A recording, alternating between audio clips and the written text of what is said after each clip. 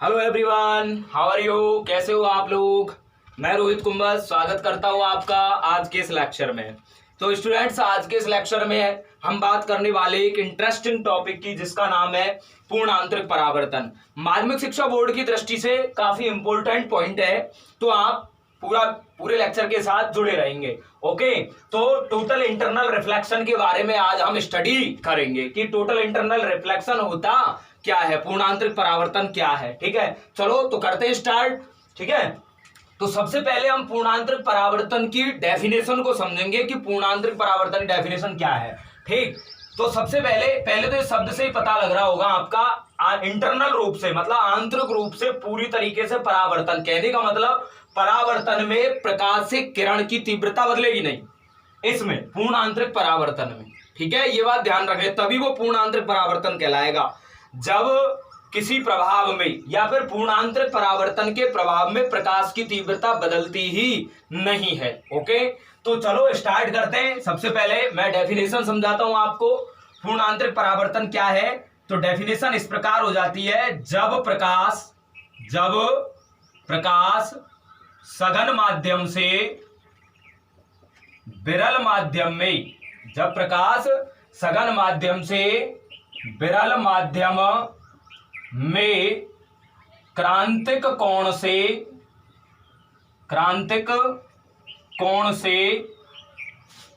अधिक कोण पर आपतित या संचरित, जब प्रकाश सघन माध्यम से, मैंने सॉरी माध्यम नहीं लिखा यहां, तो आप इसको यहां ये हो जाएगा माध्यम। ठीक है, जब प्रकाश सघन माध्यम से विरल माध्यम में क्रांतिक कोण से अधिक कोण पर संचरित होता है तो वह पुनः उसी माध्यम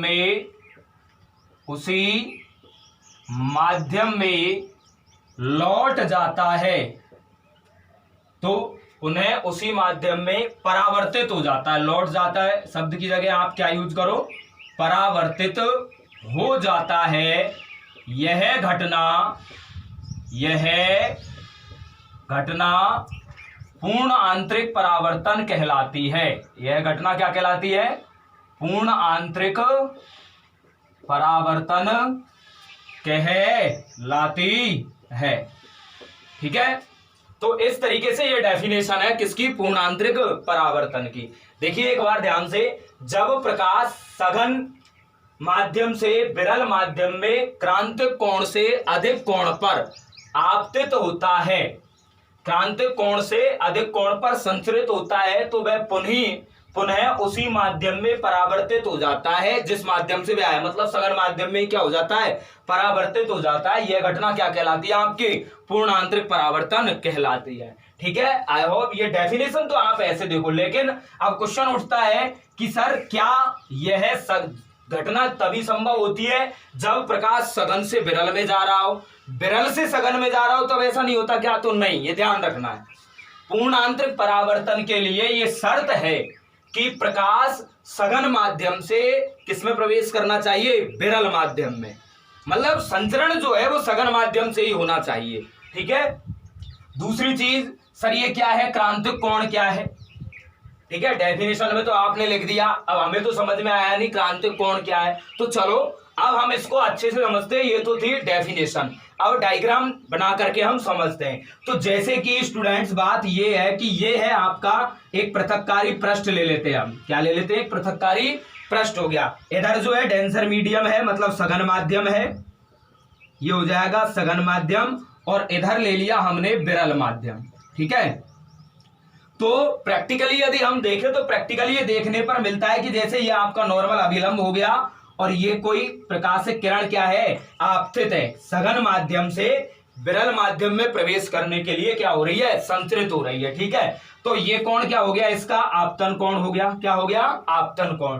तो प्रैक्टिकली हम ये देखते हैं कि जब कोई प्रकाशिक किरण सघन माध्यम से विरल माध्यम में प्रवेश कर रही होती है तो उसका अपवर्तन तो होता है, वो अभिलंब से दूर तो हटती है, लेकिन इसका साथ के साथ आंशिक परावर्तन भी होता है।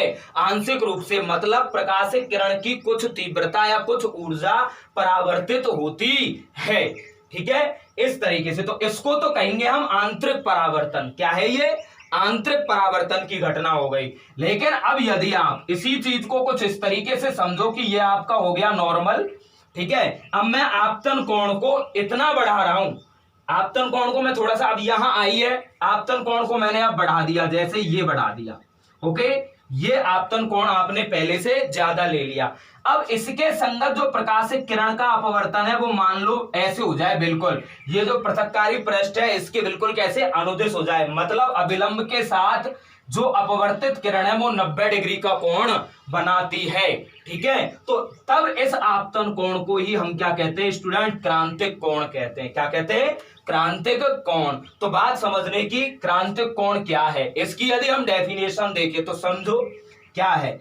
इधर मैं लिख देता हूं कि जब प्रकाश, क्रांतिक कोण की डेफिनेशन कुछ इस तरीके से हो जाएगी, जब प्रकाश सघन माध्यम से, किससे?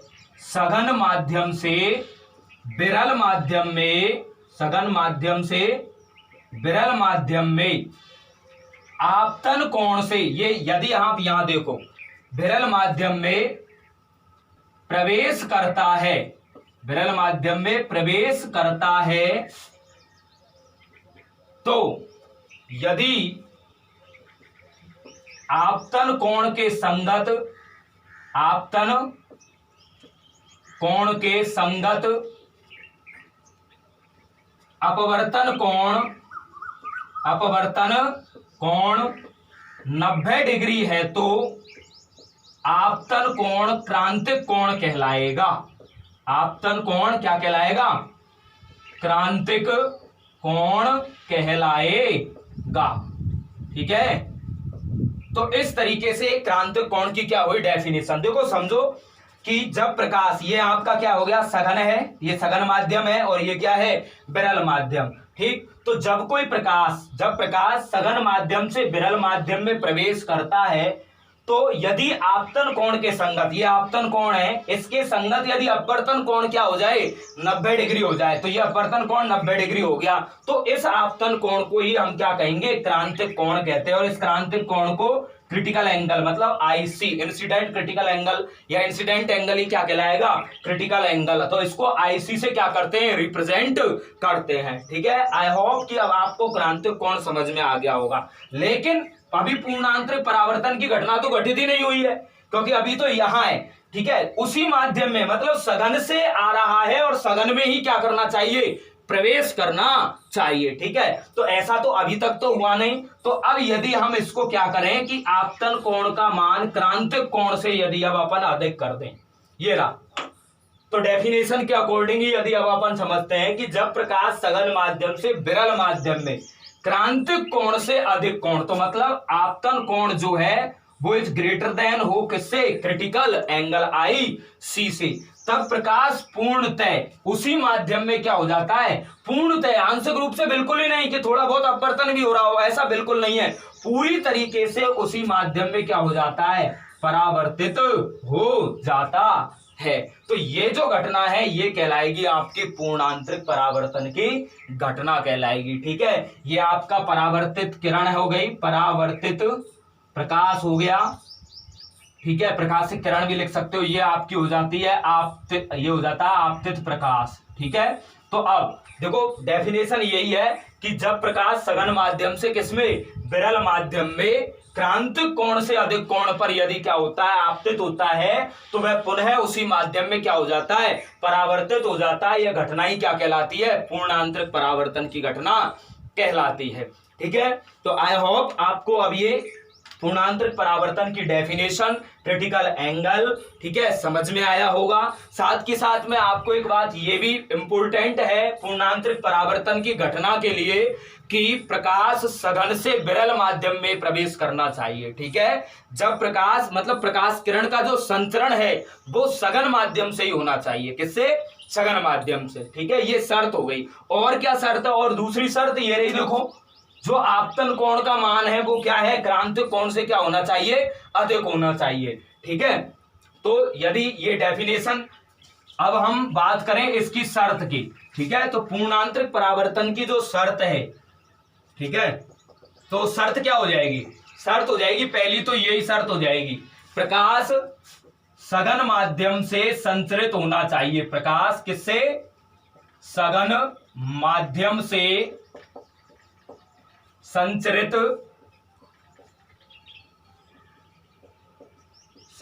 होना चाहिए। पहली शर्त तो ये हो गई। ओके, अब यदि हम दूसरी शर्त की यदि हम बात करें, दूसरी शर्त यही है, आपतन कोण मतलब angle I is greater than होना चाहिए किससे, क्रांतिक कोण से। किससे, क्रांतिक कोण। और क्रांतिक कोण क्या है, आई सी।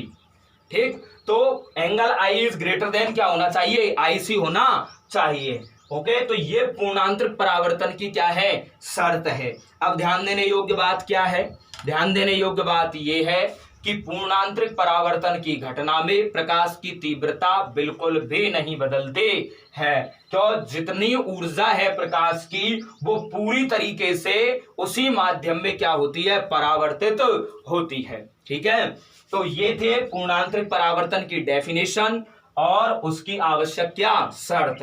ठीक, अब यदि हमारे पास हमने अपवर्तन में समझा स्नेल का नियम, तो यदि हम यहां पर आप जान रहे हो कि क्रिटिकल एंगल जो है वो क्या है, आपतन कोण ही क्रांतिक कोण कहलाएगा। कब, जब संगत अपवर्तन कोण है उसका मान 90 डिग्री हो। ओके, तो यदि इस आधार पर अपवर्तन कोण आ रहा है जो आई आर है आपका, या वो अपवर्तन कोण आर है, ठीक है, रिफ्लेक्शन एंगल को, यदि रिफ्रैक्शन एंगल को हम एंगल आर लें, तो अपवर्तन कोण जो है वो आ रहा है, अपवर्तन कोण जो है इसको हमने मान लिया स्मॉल आर ले लिया ये, तो इसका मान यदि क्या हो जाए 90 डिग्री के संगत, तो अपवर्तन कोण आ रहा है। दूसरी चीज हमें पता है आपतन, इसके संगत जो आपतन कोण है वही क्या कहलाता है, क्रांतिक कोण कहलाता है। तो यदि इस आधार पर हम आगे अगले पॉइंट की, अगले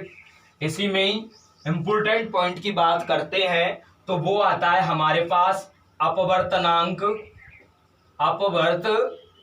म्यू, ठीक है, तथा क्रांतिक कोण में संबंध,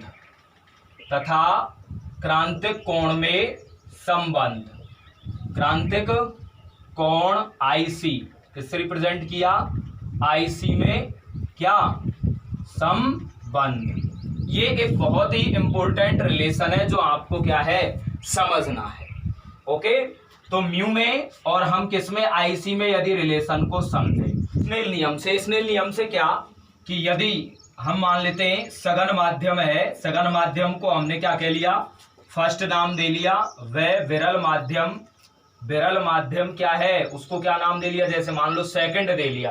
तो स्नेल नियम क्या कहता है, स्नेल नियम तो यही कहता है कि sine I upon sine R is equal to, sine I upon sine R is equal to क्या होता है, 1/2 होता है। ये स्नेल नियम है। ओके, अब आप देख रहे हो कि I इज इक्वल टू, अब यदि हम पूर्णांतरिक परावर्तन की घटना में देखें तो I इज इक्वल टू क्या, ठीक है, IC। यदि हम ये मानते हैं कि आपतन कोण किसके बराबर हो जाए, IC क्रांतिक कोण के बराबर, और साइन R जो है, ठीक है, R इज इक्वल टू क्या है आपका 90 डिग्री, क्या है 90। इस वाली घटना में ये आपका अभिलंब हो गया, यहां देख लेते हैं, यह आपका अभिलंब, ये प्रकाशिकरण, और इस तरीके से ये 90 डिग्री एंगल, और ये है IC।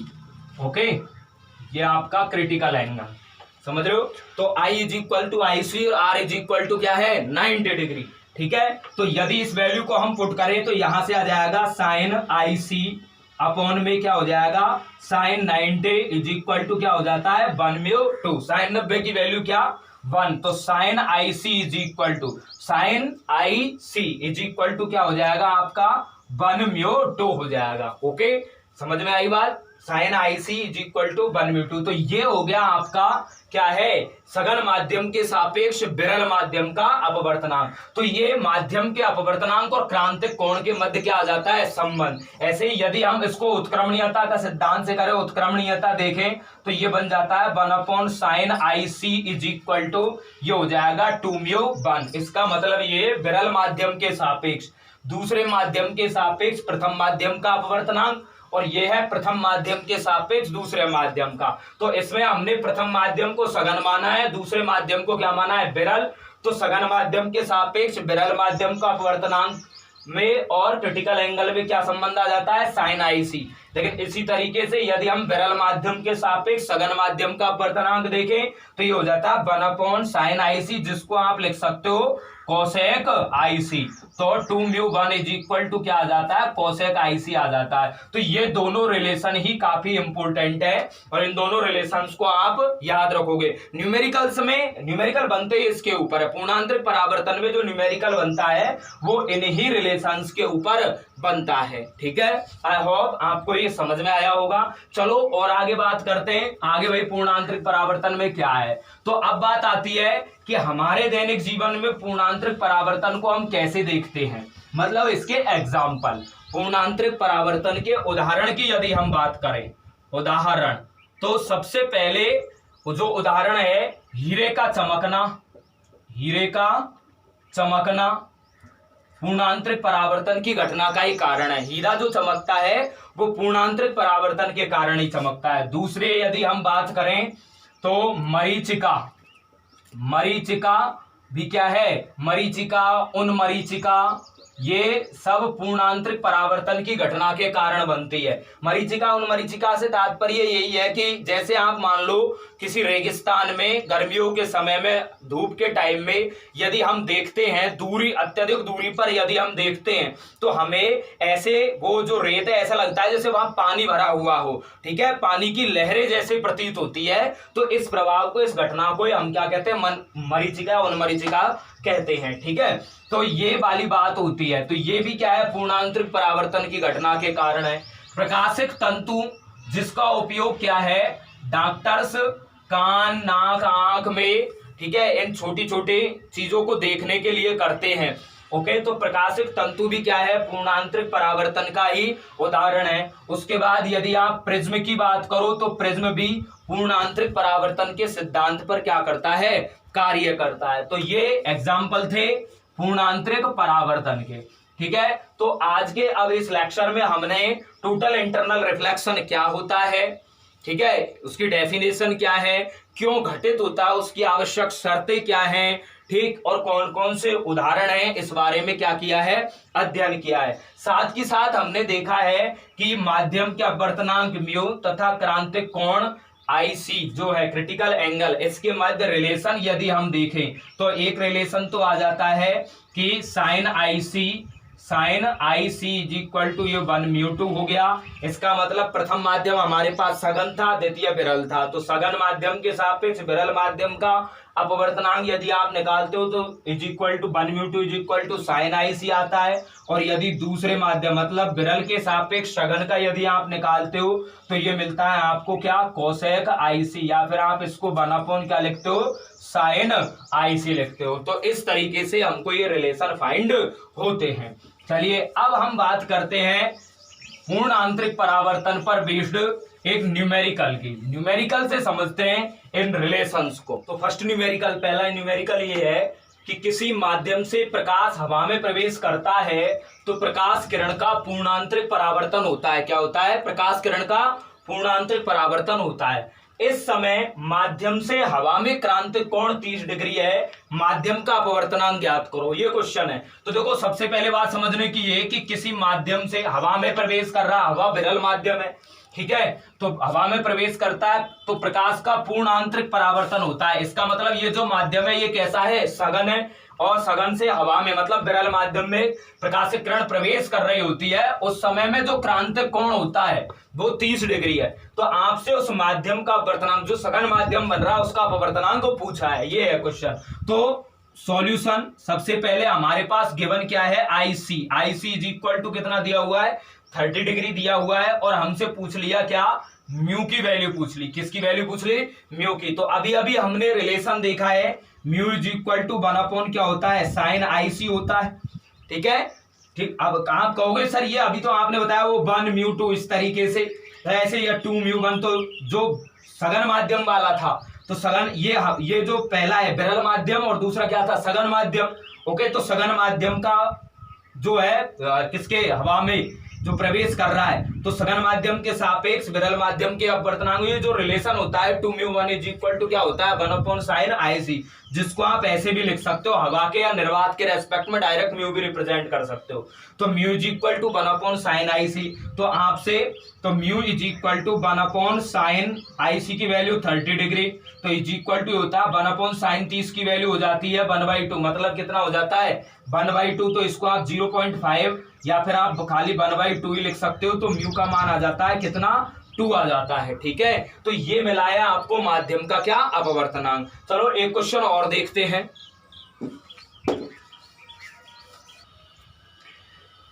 तो दूसरा न्यूमेरिकल, हमारा अगला न्यूमेरिकल ये है कि यदि हीरे का अपवर्तनांक 2.42 है तो उसके लिए क्रांतिक कोण का हमको क्या ज्ञात करना है? मान ज्ञात करना है। ओके, ये क्वेश्चन दिया हुआ है। ठीक, क्रांतिक कोण की वैल्यू, तो सॉल्यूशन आप देखोगे, सॉल्यूशन क्या हो जाएगा? आपको देखो म्यू की वैल्यू दी हुई है, म्यू इज इक्वल टू 2 क्या हो जाएगा? 42, और आपसे IC की वैल्यू पूछी है। किसकी वैल्यू पूछी है? Sine IC। तो आप जानते हो म्यू इज इक्वल टू 1 क्या होता है? साइन IC होता है। तो यहां से sine IC is equal to 1 क्या हो जाएगा? म्यू, तो 1/2 क्या हो जाएगा? 42। इसको आप सॉल्व करते हो, ये वैल्यू आती है 0.4132। ठीक है, क्या आती है? 0.4132। अब IC की आपको यहां से वैल्यू, क्रिटिकल एंगल तो पूछा ही है, तो यहां से इसको आप जब डिवीजन में लेकर के आओगे तो 1 साइन IC, जिसको आप लिख सकते हो साइन इनवर्स 0.4132, इस प्रकार आ जाता है। तो IC is equal to sine inverse 0.4132, इतना छोड़ सकते हो करके, या फिर इसको आप आगे सॉल्व करते हो तो ये आ जाता है 24.4 डिग्री। ठीक है, तो क्रांतिक कोण का मान कितना आ जाता है? 24.4 डिग्री। तो इस तरीके से हमने दो न्यूमेरिकल्स के साथ पूर्णांतरिक परावर्तन में अपवर्तनांक म्यू तथा क्रांतिक कोण के रिलेशन पर आधारित हमने दो न्यूमेरिकल को समझा। आई होप आपको ये दोनों न्यूमेरिकल समझ में आए होंगे। आज के लेक्चर में बस इतना ही। अगले लेक्चर में मिलेंगे एक अच्छे और नए टॉपिक के साथ।